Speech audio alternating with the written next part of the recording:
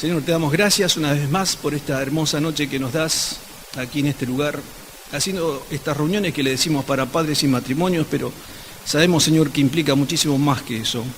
Sentimos que la comunión, Señor, es importante en cada uno de los que estamos aquí en esta iglesia, y cuánto más cuando podemos compartir este tiempo con nuestro hermano Greg. Te pedimos, Señor, una bendición muy especial sobre su vida, y ahora, Señor, que va a abrir tu palabra, Señor, y que va a expresar el pensamiento y el corazón, Señor, de esta palabra. Te pedimos para que tú lo unjas con tu espíritu y que realmente tenga la plena libertad para que todos podamos entenderle y para que podamos salir bendecidos en este lugar. Señor, bendecimos a nuestro hermano y a su esposa y a cada uno de los que estamos aquí, Señor, para que realmente salgamos complacidos y, Señor, también disfrutando de la comunión y de tu palabra. Oramos en el nombre del Señor Jesús. Amén. Amén. Muchas gracias. Buenas noches a todos. Es mi privilegio, gracias por la invitación de compartir estos momentos con ustedes, y la verdad que me encanta estar con personas que aman la palabra de Dios y quieren entender mejor lo que es la vida cristiana. Mencionó Eduardo, la rubia, Silvia. Tuve el privilegio, los dos nos convertimos en el año 69, el año 1969, ella en el abril, yo un poquitito más tarde, en el agosto. Nos conocíamos, hablábamos en un momento en noviembre y después hablamos por teléfono en diciembre y me dijo ella, ya vi un anillo que me gusta. Y yo dije, bueno, está bien, cuando voy por ahí vamos a mirarlo. Ya lo compré, me dijo. Ya lo compré, entonces no había alternativa, nos casamos y el Señor nos ha regalado 43 años juntos, caminando juntos. Tenemos 3 hijos. Ellos han vivido con nosotros Paraguay, Bolivia, Argentina, y ahora los 3 decidieron vivir en Asunción de Paraguay. No conectadamente, pero están obviamente conectados como familia.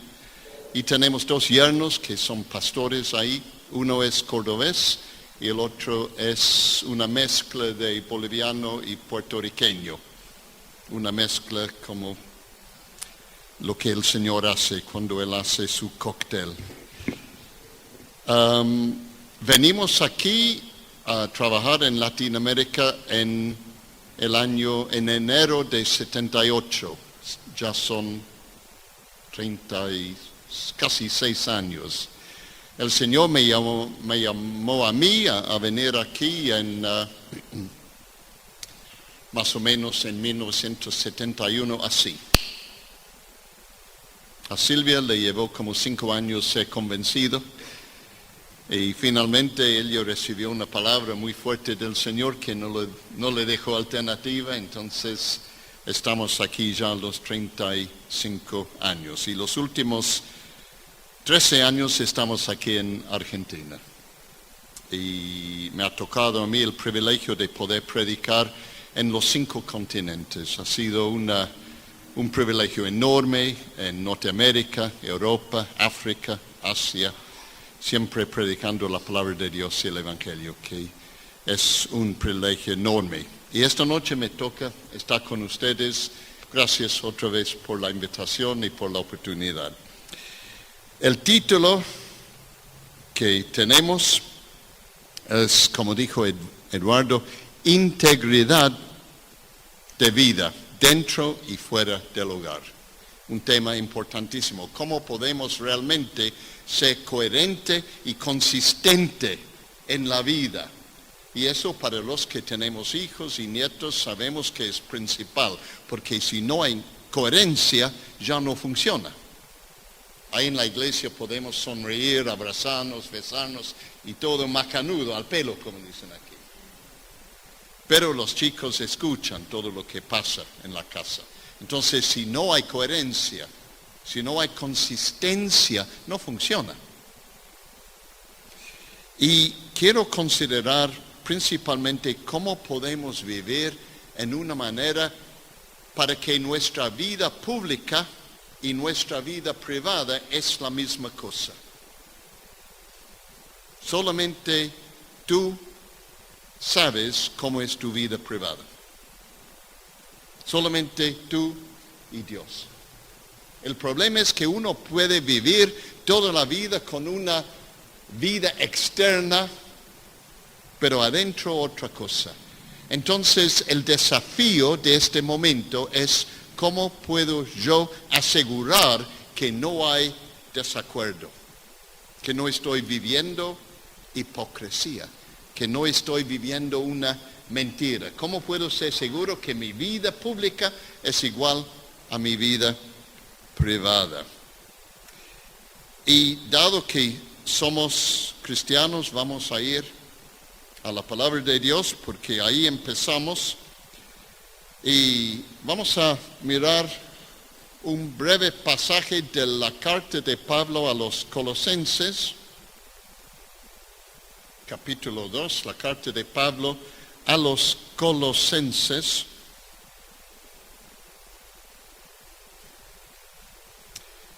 Y el texto que quiero usar como base, como una manera de entender la manera en que queremos cumplir con este deseo de tener vidas íntegras, es el versículo 6. Así dice aquí la palabra de Dios: por eso, de la manera que recibieron a Cristo Jesús como Señor, vivan ahora en Él. Hay que ver una coherencia. Así como han recibido, vivan. Así como han aceptado a Jesús y han recibido al Señor, vivan de esta manera.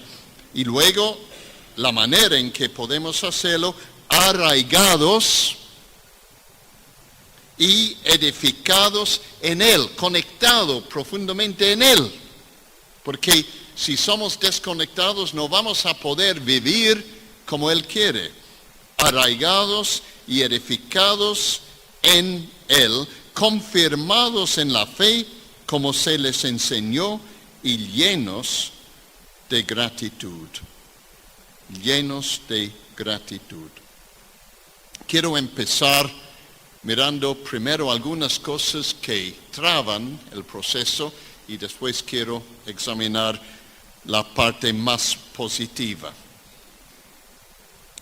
No hace falta que yo esta noche les hago recordar que nos toca momentos sumamente difíciles. Es un momento muy difícil en el mundo, políticamente, económicamente, socialmente y espiritualmente. Es un momento sumamente difícil. Si tuviéramos que buscar una palabra para usar, para describir, si queremos, el espíritu mundial actualmente, hay muchas palabras que podremos escoger, pero una palabra sería inquieto. Somos inquietos, somos como el mar, no hay paz. Seamos ricos, pobres, inteligentes o no tan inteligentes, todos tenemos la misma cosa, inquietud. Inquietud. Vivimos ansiosos y vivimos confusos. Hay una confusión enorme, no sé si ustedes miren la televisión argentina, pero todo este caso de esa chica Ángeles demuestra lo que estoy diciendo: inquietud, ansiedad y confusión. Es una confusión total. Cuesta encontrar una opinión que dice, bueno, hay algo aquí que podemos tomar con confianza, con seguridad.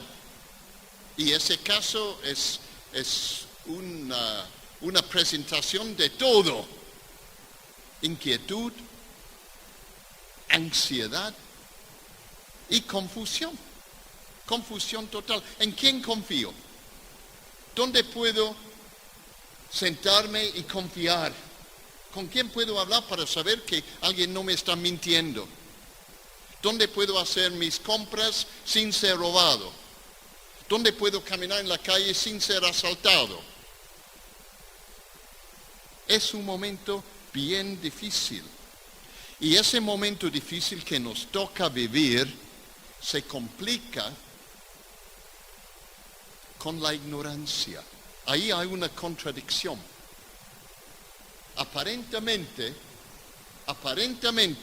es un momento en que tenemos mucha información. Ahora mis amigos médicos me dicen que cuando viene el paciente, le dice enseguida, tengo tal cosa y necesito tal medicación. Porque ya lo ha Googled y ya sabe todito. Pero no obstante, la cantidad enorme de información, somos ignorantes. No sabemos lo que sabían nuestros abuelos de la vida normal. Nuestros abuelos tenían un factor que nosotros llamamos sentido común. Y ahora no hay más, no es tan común. Tenemos mucha información, pero somos muy ignorantes. No sabemos las cosas mínimas de la vida. Podemos tener una especialidad, pero afuera de eso, políticamente, por ejemplo, ¿quién entiende los políticos, las políticas del mundo actualmente? Nadie. La gente va a las urnas y no saben qué hacer, porque no hay una voz clara más. No hay algo que tú puedes tomar y entender. Lo mismo en la vida pública. La gente habla un lenguaje doble, que no es un lenguaje directo. Como mi abuela decía, estoy bien, estoy mal, y todo el mundo sabía cómo andábamos. Pero hemos perdido esa sencillez por temor, por ansiedad, confusión y por ignorancia. Y tenemos una niñez ahora, y Silvia y yo tenemos 6 nietos, entonces estoy en contacto con las amistades y los amigos de nuestros nietos. Tiene algo muy difícil a enfrentar. No solamente es ignorancia, sino es una seguridad que ellos saben todo. ¿Ustedes saben cuál es la expresión más común aquí en nuestro ambiente? Voy a intentar de decirlo con acento argentino. Ya sé. Ustedes captan qué quiere decir eso. Antes que yo te hablo, ya sé. Y es ese deseo de no mostrar mi ignorancia que me hace decir que ya sé, aun si no tengo la menor idea de lo que me estás hablando. Por inseguridad. Y tenemos una juventud ahora que es una juventud magnífica, hermosa, sana. A Dios gracias por la juventud, pero tiene una actitud hacia la historia como si ahora empezó, que no hay nada que aprender. Y eso es peligroso. Y solamente Dios sabe lo que vamos a ver dentro de unos 15 y 20 años. No es una crítica ni una profecía, sino un comentario, no más. Yo estuve tomando una misión en Oxford, en una universidad en Inglaterra hace poco, hace unos años ya. Cuando yo digo hace poco, a veces quiere decir hace 15 años. Y hubo un estudiante brillante, y yo me tocó charlar con él después de una presentación que di, y me dijo, lo que usted está diciendo me parece la verdad, pero no es para mí. ¿Captan? Quiere decir que hay verdad que no es para mí. ¿Ustedes entienden lo que quiere decir eso? Que ser inteligente implica que tú puedes manejar el hecho de que hay verdades que son verdad para vos, pero no para mí. Y yo le dije, entonces vos no crees que hay una verdad absoluta. Y me dijo, no, absolutamente no hay, me dijo. ¿Capta? Entonces, hay que enfrentar primero mi situación y después tengo que buscar cómo entender el mundo allá afuera, si no, nunca voy a poder cumplir con mi trabajo de hablar de Jesús. Si no hablo el idioma, si no entiendo la cultura, no voy a poder comunicar lo que es la fe. Entonces, por dos motivos nos toca a nosotros entender bien.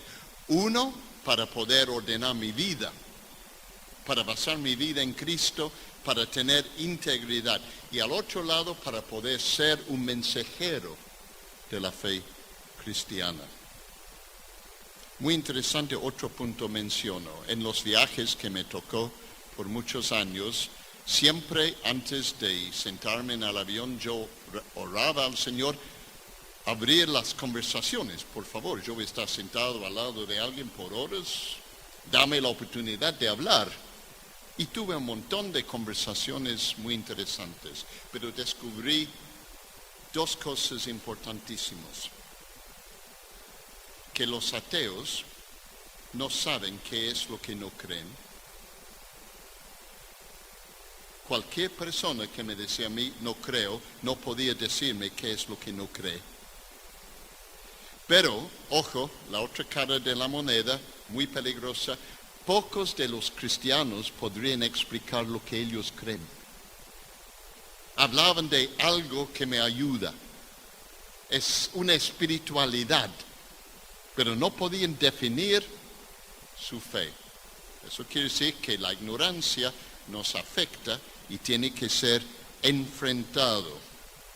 Ahora vamos al próximo texto aquí, que habla de estos problemas. Versículo 8 dice, porque no hay nada más actual que la palabra de Dios.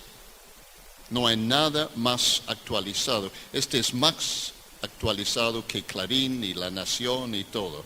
Este es al día. Cuídense de que nadie les cautive con la vana y engañosa filosofía que sigue tradiciones humanas, la que va de acuerdo con los principios de este mundo y no conforme a Cristo. Ahí está la explicación. Esta filosofía que estamos considerando que va contra la fe cristiana no es nada moderno. Estaba ahí en época de San Pablo. ¿Y qué es? Es una filosofía de este mundo. ¿Y quién es jefe de este mundo? El enemigo, el padre de las mentiras. Y si no tenemos eso claramente en la mente, nosotros también vamos a engañarnos. ¿Sabe cómo es esa filosofía actual del siglo XXI? Muy sutil. Es casi la verdad. ¿Ustedes saben cuál es el número de la bestia? Espero que sí. Pueden decirlo, no va a afectar a nadie. 666. ¿Sabe qué quiere decir 66666? Casi. Porque Dios es 7. Perfecto. Dios es 7. Perfecto. Y la mentira no es lo opuesto, sino 6, 6, 6, como cualquier matemático te va a decir. ¿Captan? Y esa filosofía actual es casi la verdad. Por eso es tan atractivo. Porque ser completamente de la verdad ya tenemos que marcarlo así. Pero con casi la verdad yo puedo quedarme en el club. Yo puedo quedarme en el clan. Pero si voy a 7, soy otra cosa. Y saben ustedes que eso es la cosa más difícil para el ser humano. El temor del hombre. El hecho de que no queremos ser otra cosa. No queremos, como vos sabías cuando era jovencita, Silvia, caminando con tu minifalda y la gente te miraba por la cortina, ¿te acuerdas? Ahí va ella. Es como si la gente te mira, ¿no? Bueno, en el caso de Silvia por la minifalda, no por ser cristiana, ¿no? Pero es algo que es casi la verdad, por eso es engañoso. Y muchos cristianos, como dice la palabra aquí, pueden ser cautivados por eso. Cuidado con eso. El enemigo no es algo que va a parecer como algo diabólico, parece como ángel de la luz, algo muy lindo a veces. Pero esta filosofía que es casi la verdad, casi la realidad, demuestra su mentira porque es relativista, no es algo absoluto. Ustedes saben qué es la filosofía en esa terminología, cómo lo expresan la gente. Hay que creer en algo. No importa lo que tú crees. Lo importante es creer en algo, como si la realidad sea justa porque tú crees. ¿Captan eso? Lo importante es creer algo. No importa qué es lo que tú crees. Y eso es la seducción. Eso es lo que puede cautivar. Y es muy atractiva porque no implica que tú te apartes. Con eso puedes vivir en la comunidad y nadie te va a apuntar. Ustedes saben cuál es la contradicción de una filosofía tolerante, porque es lo que estamos hablando. La tolerancia es que al fin es intolerante. No permite a Jesús, no permite que Jesús es el Hijo de Dios. Jesús puede ser Jesús el buen maestro, Jesús el buen hombre, Jesús el gran profesor, pero no puede ser el Hijo de Dios. Ustedes saben que ese texto es intolerante. ¿Por qué? Porque dice el camino, dice la verdad, dice la vida. Eso es intolerante. En un momento en la televisión británica me dijo a mí, el que hacía el programa, pero lo que usted dice es intolerante. Yo dije, el universo es intolerante. El hecho de que vos necesitas solamente oxígeno es intolerante. Tú no puedes decir, yo voy a elegir lo que yo voy a respirar. Intenta, no vas a sobrevivir mucho. Es intolerante. Tenéis que vivir constantemente con agua pura. Intolerante. Hay un solo oxígeno. Hay un solo H2O. Y a un solo Cristo, porque Dios lo ha dispuesto así. Pero hay que tenerlo claro al comenzar, si no, no va a haber integridad en nuestras vidas. Pero lastimosamente para los que quieren tener algo más cristiano, también hay lo que traba. Para mucha gente, la fe cristiana es una religión de ritos, de reglas. Y el lema es, soy cristiano porque soy miembro de la iglesia.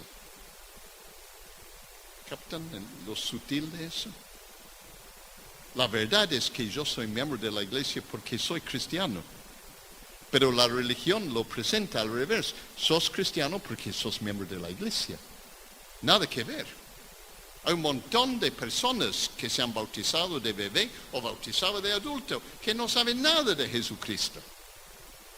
Eso no es la salvación. Y hacer o participar en un rito no te hace parte de Cristo. Lo que te hace parte de Cristo es lo que hace el Espíritu Santo en tu vida, como vamos a ver. Lastimosamente también en este momento que nos toca vivir hay un movimiento, una actitud anti-iglesia.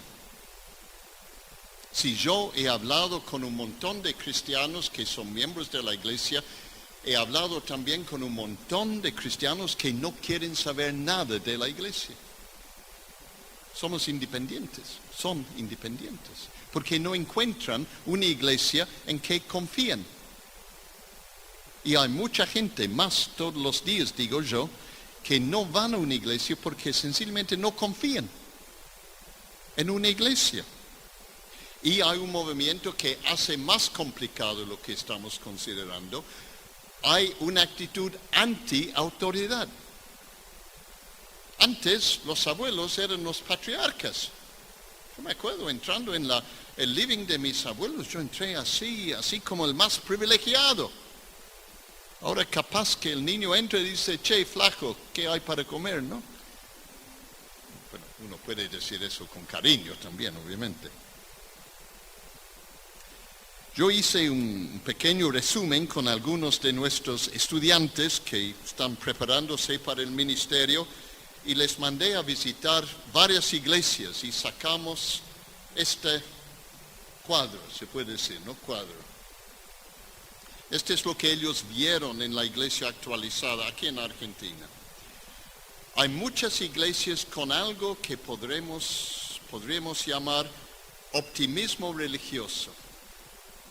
No es la fe cristiana, pero tiene vocabulario cristiano. Es como un optimismo cristiano, como si realmente hay que confiar que todo va a salir bien. Y tiene valores cristianos, amor, compasión, el deseo de tener un sistema más justo.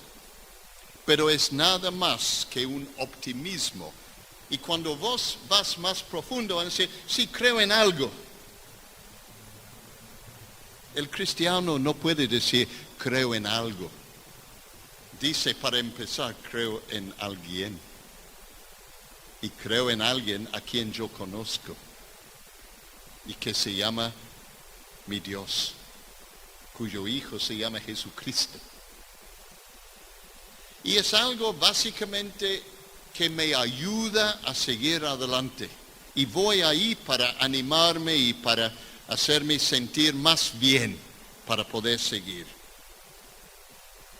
Otras comunidades actualmente ponen mucho énfasis sobre el lado social y político. Tienen un mensaje para mejorar la sociedad. Dicen que Jesús, al fondo de todo, era un obrero político para cambiar el sistema.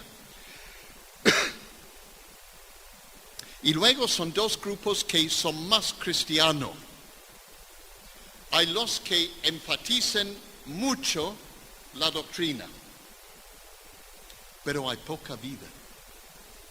Mucha enseñanza donde todos podríamos decir, sí, estoy de acuerdo, y firmar la confesión, pero no hay vida. Es como si uno está intelectualmente convencido, pero no me hace nada.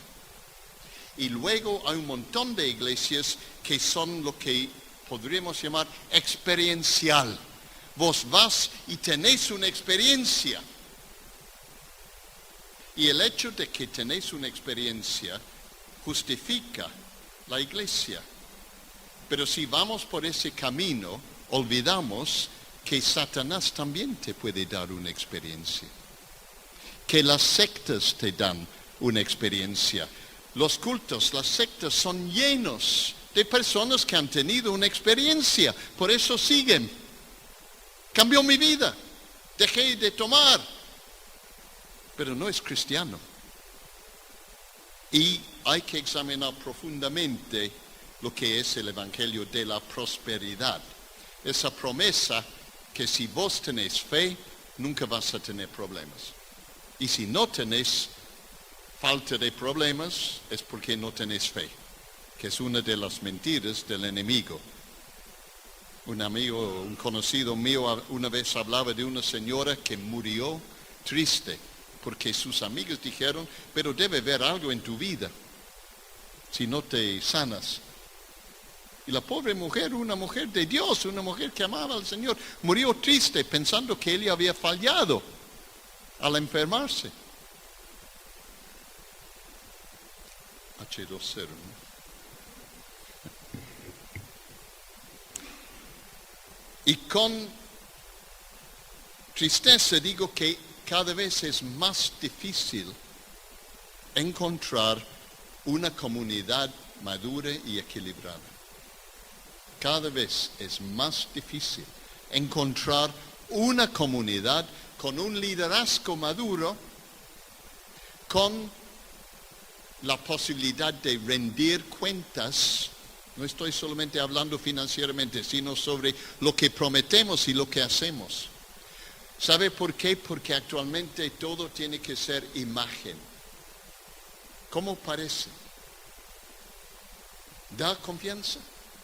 ¿Parece bien? Entonces está bien. Pero lo que Dios pide es un corazón que está bien. Que el dentro tiene que ser lo que el afuera muestra. Por eso el tema, ¿cómo puedo yo lograr la integridad en mi vida adentro y fuera del hogar? Entonces vamos al pasaje de vuelta para ver cómo podemos ir adelante en este tema. Y quiero leer brevemente los versículos que siguen. Versículo 9 empieza con lo que ya mencioné, Cristo el Hijo de Dios, toda la plenitud de la divinidad habita en forma corporal en Cristo, y en Él, que es la cabeza de todo poder y autoridad, ustedes han recibido esa plenitud. Además, en Él fueron circuncidados, no por mano humana, sino por la circuncisión que consiste en despojarse del cuerpo pecaminoso. Esta circuncisión la efectuó Cristo. Ustedes la recibieron al ser sepultados con Él en el bautismo. En Él también fueron resucitados mediante la fe en el poder de Dios, quien lo resucitó de entre los muertos.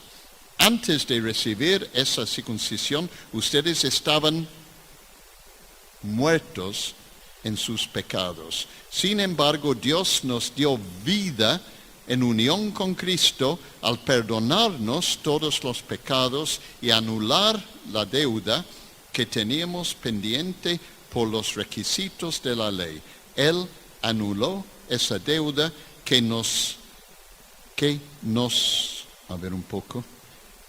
deuda que nos era adversa, clavándola en la cruz. Ahí en esos versículos, y no vendría mal volver a mirarlo más tarde, tenemos la base de lo que estamos estudiando. Ahí vos tenés lo que necesitamos para tener integridad en nuestra vida. Pero quiero decir, como primer punto, hace falta algo esencial si vos querés tener lo que Dios tiene para vos. Tienes que tener hambre. Tienes que tener sed para estas cosas. Si hay algo que marca el cristiano verdadero, es el deseo de tenerlo. Hay un montón de personas que son tradicionalistas, pero no tienen ningún deseo. No tienen hambre. Por eso dice la palabra, ven a mí los que tienen sed. Ven a mí los que tienen hambre. Porque eso es la base. El cristiano es el que ha clamado a Dios. Yo digo sin duda la verdad de que no existe un cristiano verdadero que en un momento no ha clamado al Señor, que no ha dicho, por favor, al Señor. Yo diría que es imposible ser cristiano sin haber llegado a ese momento de clamar a Dios, de tener el deseo que va más allá que cualquier otra cosa. Entonces así tú puedes medir tu salud espiritual en este momento. ¿Tenés hambre? Tal vez el hecho de que estás aquí esta noche es una indicación. Pero el deseo, el querer, es fundamental. Y tenemos que empezar con Dios. El gran error de la mayoría de la gente es que empiezan con sí mismo. Si empiezas con ti mismo vas a confundirte más. Cualquier paso hacia una vida íntegra, una vida madura, empieza con Él. Si vos sigues mirando tu, ¿cómo se llama esta cosa? Ombligo, que es lo que hacen los filósofos, me dicen, ¿no? Ahí, contemplando su ombligo, ¿no? No vas a ver nada más que tu ombligo. El cristiano mira a Él. Me acuerdo en un momento dimos 6 meses de estudio sobre los atributos de Dios. ¿Cómo es Dios? Y cada semana enseñábamos, Dios es así, Dios es así, Dios es así, Dios es persona, Dios es compasión, Dios es todopoderoso, Dios es misericordioso, Dios no cambia, Dios es omnipresente. Enseñábamos cómo es Dios. Después de 6 meses, una señora que era psicóloga y tenía muchos problemas, no por ser psicóloga, obviamente, ¿no? Pero era una persona con circunstancias difíciles y con un temperamento muy complicado, muy especial, como decimos. Se acercó a mí después de 6 meses y me dijo, gracias. Ahora no necesito mis pastillas para dormir. No habíamos hecho ninguna consejería. Nadie había orado por ella.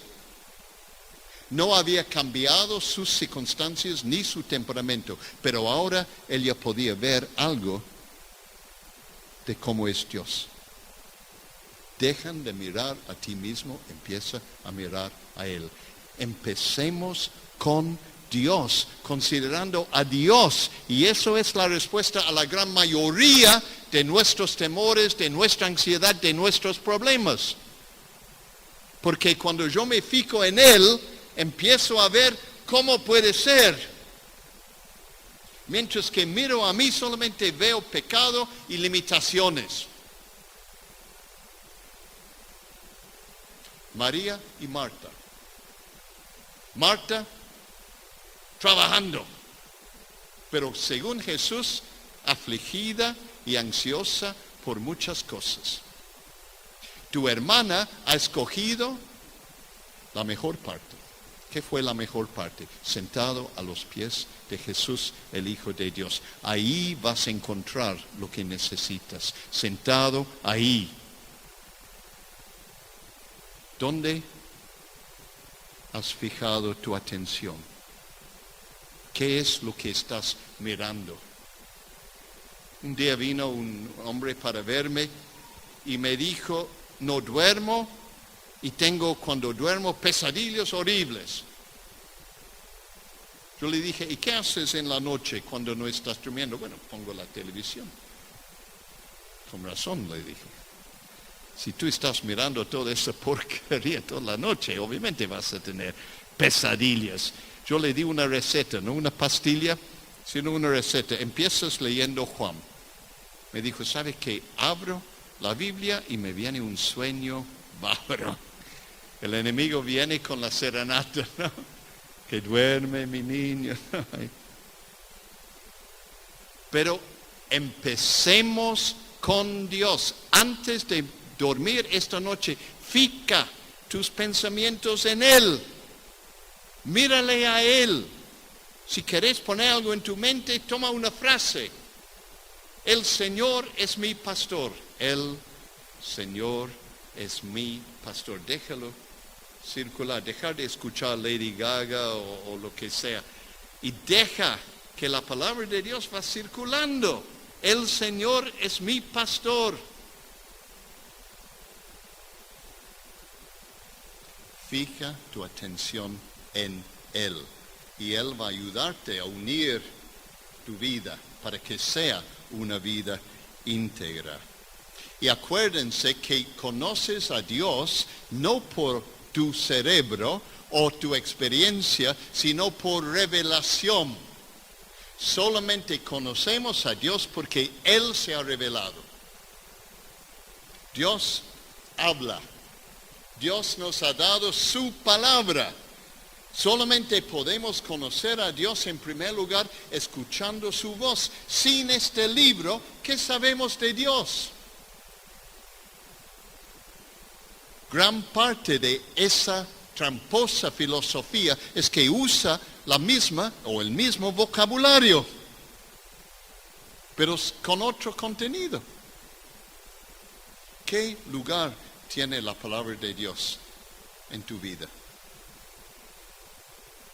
Nuestro gran amigo Jorge Bergoglio tiene un apodo para la rubia. Le dice la señora que realmente lee la Biblia. Él le tiene a Silvia marcada como la persona que lee 4 capítulos todos los días. Más que una vez él me ha dicho, encuéntrame tal cosa o mejor pedirle a Silvia, me dice. Porque él ama la palabra de Dios también. Gracias a Dios tenemos a alguien ahí que lo ama. Pero Silvia, desde convertirse, lee 4 capítulos de la Biblia todos los días.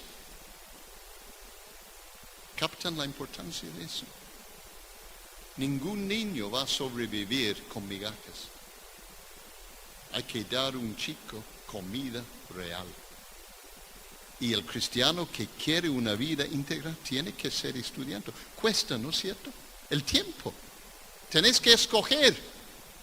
Oh, no voy a poder ver mi telenovela. Bueno, es una decisión, ¿no? Es una decisión. ¿Voy a leer La Nación o voy a leer la palabra? Pero tiene que ser diaria, pastor. Así nos formaron, ¿no?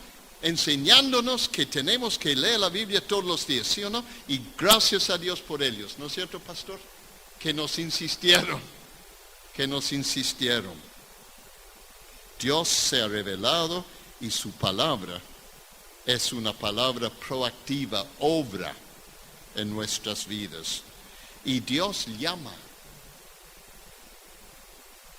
Ningún cristiano puede convertirse sin ser llamado por Dios. Dios llama. La decisión de conocer a Dios viene primero de Él. Él te llama. Puede ser que vos tenés el deseo, pero Él llama. Ustedes reconocen que la Biblia es una historia de Dios llamando a seres humanos. Dios llamó a Noé. Dios llamó a Abraham. No es que Abraham dijo a su esposo, tengo una idea maravillosa, voy a ser padre de las naciones. No, Dios le llamó. No es que Isaías dijo, voy al templo porque voy a tener una visión de Dios. Dios decidió. No es que María en un momento dijo, mami, creo que yo voy a ser la madre del Mesías. No, Dios le llamó. Pablo no decidió convertirse, Dios le llamó. ¿Has escuchado esa voz? Porque ahí empieza esa vida que estamos considerando. Pero si es cierto que Dios te llama, el cristiano tiene que responder y decir sí. Porque Dios nunca te va a robar tu libertad. En el matrimonio, la primera pregunta en la boda es, ¿quieres casarte con él? Y si el novio y la novia no dicen sí, no es matrimonio. Y lo mismo con Dios. A Nicodemo, Cristo dijo, tienes que nacer de nuevo. ¿Ha sido tu experiencia eso? ¿Sabes que has nacido de nuevo? Nadie nace cristiano. Yo tengo algo que Dios no tiene. Yo soy algo que Dios no es. Tengo nietos. Dios no tiene nietos. Dios no es abuelo. Cada cristiano tiene que nacer de nuevo. Nacer en una familia cristiana no te hace cristiano. Nacer en el aeropuerto no te hace avión, como decía Billy Graham, ¿no? En su época. Entonces, escuchar el llamado, responder, ser regenerado, nacido de nuevo, después arrepentimiento, porque al ser regenerado tú reconoces que sos pecador, ves por primera vez tal vez tu pecado, ves qué terrible es el pecado, porque el pecado no es una manchita en la cara, es un corazón muerto, es rebelión, es muerte. Pero con arrepentimiento vamos a Dios y Él no solamente nos perdona, nos justifica. Y justificación es que cuando Dios te mira, te ve como si nunca habías pecado. No es que Él ve un pecador perdonado. Él ve a alguien justificado. Solamente Dios puede hacer eso. Porque en la cruz, Dios tomó tu pecado y lo puso sobre Cristo. ¿Dónde está tu pecado? Sobre Cristo. Y luego tomó la justicia de Cristo y lo pone sobre vos. Entonces no solamente es un sacar el pecado, es un dar justificación, justicia. Sos justo. Qué regalo que tenemos. Y eso es la gracia de Dios. Pero no es suficiente nacer de nuevo. Después de mí, dijo Juan, vendrá el que bautiza con fuego el Espíritu Santo.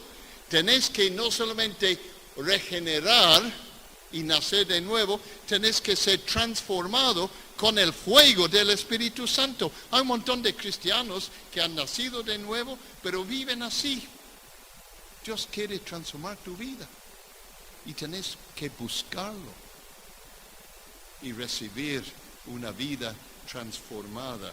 Pero aún eso no te va a dar lo que estamos considerando en esta noche. Quiero que busquen ahora un texto clave. Efesios 4.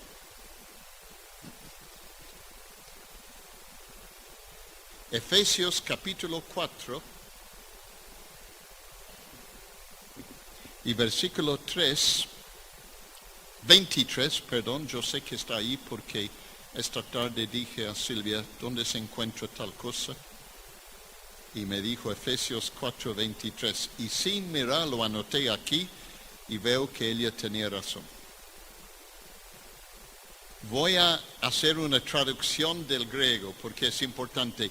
Ser renovados en el espíritu de su mente.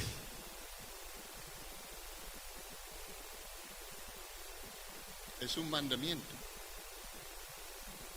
Es posible convertirte, conocer el perdón de Dios, conocer el poder del Espíritu Santo, pero no ser renovado en el espíritu de tu mente. ¿Sabe qué quiere decir eso?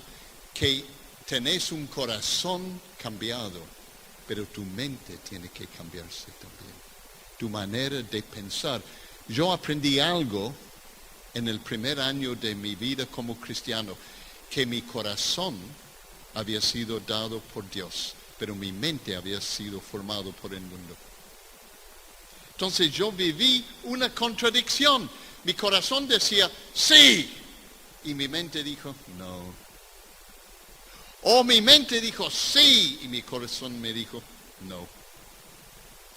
Tenemos que ser renovados en el espíritu de la mente. Sin eso, siempre vas a vivir una tensión, una contradicción. No es suficiente nacer de nuevo. Tu mente fue programado por el mundo. Tenés toda la influencia genética, tenés toda la influencia de la naturaleza, tenés toda la influencia de tus primeros años. Y difícil cambiar eso. Tu mente está ya hecha.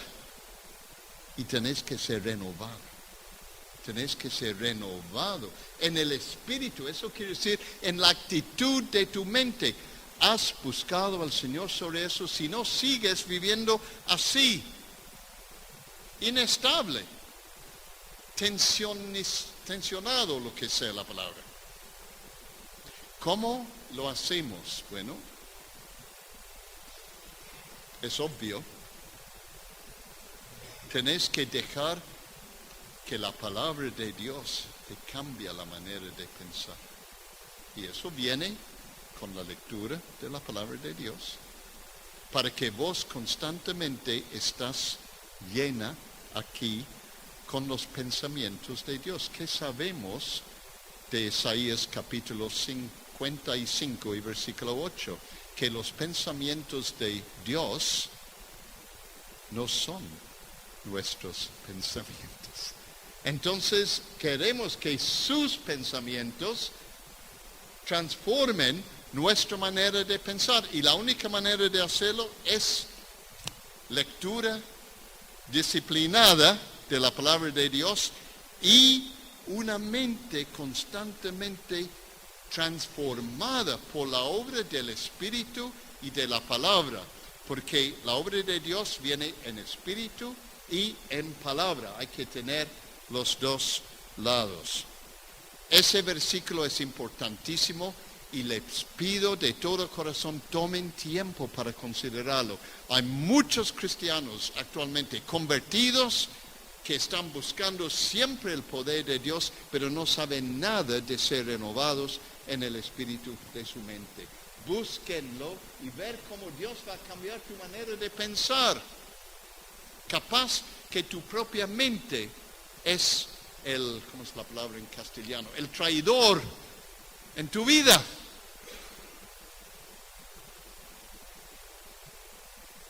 Luego, adopten una postura firme en cuanto al enemigo. El enemigo no te va a dejar en paz. El momento en que tú sigues a Cristo, Él te va a bombardear con mentiras y con sus dardos, ¿cómo se dice? Dardos con fuego. Efesios capítulo 6. Gracias. Pero tomen en serio al enemigo, pero no tengas un temor ilógico de él. Él es un enemigo ya, ¿entienden? Pero se presenta como el victor, el jefe. Entonces tenés que resistir, pero Dios solamente nos pide que resistamos. ¿Y qué tenés que hacer para que Él huya? Resistir. Nada más que eso. Decirle no. Yo enseñé a nuestros hijos y a los muchos estudiantes, porque yo era muchos años director de colegio. Toma tu decisión antes de que viene la tentación. No esperas la tentación para pelear. Toma la decisión antes, y cuando viene la tentación ya sabes que tu respuesta es no. Ustedes saben que eso resuelve un montón de problemas. El hecho de decir no es un problema. Y luego asegura que tu vida está bajo Cristo Señor, que Él es tu creador, porque no existe nada que Cristo no ha creado. Él es tu Salvador, pero también es tu Señor. Quiere decir que tu vida está bajo su autoridad. En cualquier momento te has arrodillado diciendo, bueno, decime qué y cómo y dónde. Es posible ser convertido sin hacer lo que Dios quiere. Pensando, bueno, yo soy Juan Pérez, yo hago mi trabajo, me voy al culto y estoy bien. No. Vos sos testigo. Y un testigo también en griego es alguien que ha muerto, es un mártir. Entonces el testigo tiene que morir primero a ti mismo, porque ahora, como dice Pablo, más no vivo yo, mas Cristo vive en mí. Entonces, para tener integridad, tu vida tiene que estar 100% para Él. Y luego tenés que adoptar una actitud final con Pablo de llegar a la meta. ¿Y qué es la manera en que Pablo sabía que iba a llegar a la meta? Filipenses capítulo 3. Fijando los ojos en Él. Volvemos al tema de dónde estamos mirando. ¿Dónde estás fijando tu mirada todos los días? ¿En Cristo o en cualquier otra cosa? Y termino con un consejo que me dio mi madre, que hace 3 semanas hubiera cumplido 100 años. Nació en 13, mi querida mamá. Ahora está en la gloria, pero llegó a ¿cuántos años, mamá? 96 años llegó. Y ella me enseñó una cosa, me dijo así: si querés amar, tenés que ser amado primero. Hablando a un ser humano. Nosotros amamos porque Él primero nos amó. Mucha gente tiene problemas con el amor por los múltiples problemas que nos trae. La respuesta es ser amado por Dios. ¿Sabes cómo hacer eso? Decir, mira, si querés en el espejo para poder hacerlo con una sonrisa, ¿no? Pero mira en el espejo y decir, gracias que tú me amas. No lo entiendo, pero tú me amas. Y eso transforma todo. Hay muchos cristianos que son miserables, porque nunca han aceptado el hecho de que son amados. Mirando a algunos cristianos, yo no sé cómo Dios les ama, pero yo sé que Él ama a todos. Entonces, la manera de poder armar todo lo que estamos considerando es asegurar en tu vida que sos amado y tener a Él como tu primer amor. ¿Estamos? Ahora, este ha sido un asado completo, ¿no? Chinchulín, morcilla, riñón, de todo un poco. Y no vamos a digerirlo así nomás. Cuando yo he comido un asado argentino, tengo que sentarme tranquilo después. Tomen tiempo para pensar todo lo que hemos considerado. No es automático eso, no es ya. Es algo que tenemos que ponernos a pensar, organizar y poner en la práctica. ¿Estamos? Tener hambre para las cosas de Dios. Nos fijemos primero en Él. Tenemos que ser convertidos verdaderamente. Tenemos que buscar ser llenos constantemente con el Espíritu Santo. Tenemos que ser renovados en el espíritu de la mente. Tenemos que enfrentar la guerra espiritual firme con toda la armadura de Cristo. Tenemos que someternos a la voluntad de Dios en nuestras vidas. Y tenemos que seguir hasta el final. Y tenemos que ser amados para poder amar. ¿Estamos? Amén. Yo voy a orar y vamos a terminar. Gracias, Padre, por el privilegio de considerar estas cosas tan importantes. Gracias por este lugar tranquilo que tú has levantado para tú mismo, para ti mismo. Ponemos en tus manos todo lo que hemos considerado y pedimos, Señor, que podamos no solamente seguir pensándolo, sino poner un cimiento firme en nuestra vida para que podamos tener integridad en nuestras vidas como tus hijos, dentro y afuera del hogar, en privado y en público, para que tu nombre sea glorificado, Señor, y para que este mensaje de salvación llegue a todos los rincones de este país y de este mundo, Señor, para tu gloria y en el nombre de Jesús. Amén. Amén.